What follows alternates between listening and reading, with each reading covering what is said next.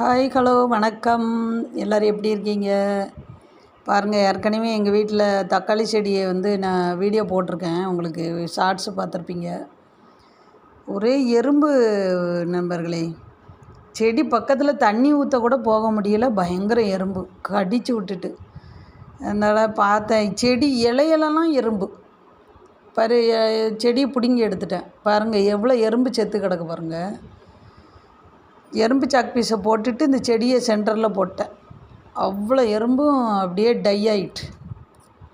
சரி, அதில் உள்ள காயை பறிக்கலாம் அப்படின்னு பறிக்கிறேன். என் கையெல்லாம் கடி பயங்கரமாக எல்லா எறும்பும் கையில் ஏறிட்டு. ஒரு பழம் பழுத்து பாருங்கள், ஒரு மாதிரி ஆகிட்டு. அது சரி, இனியும் போட்டால் எல்லா காயும் அப்படி தான் ஆகும் அப்படின்ட்டு செடியை பிடுங்கி எடுத்துட்டேன். இந்த இருங்க, ஓட்டை விழுந்துருக்கு பாருங்கள் தக்காளியில். அதான் இனிமேல் எல்லா காயும் வம்பா போயிடும் அப்படின்ட்டு பறித்து எடுத்துகிட்டு வச்சுருக்கேன். பறிக்கிறதுக்குள்ளே முடியல, வெள்ளைப்பூச்சி ஜாஸ்தியாக இருக்குது.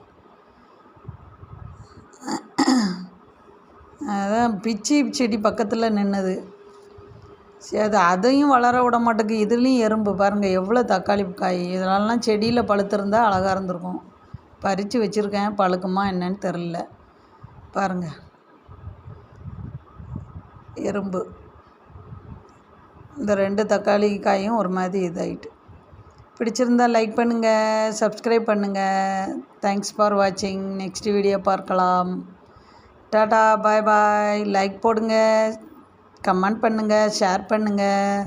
Thank you, bye bye. Love you all.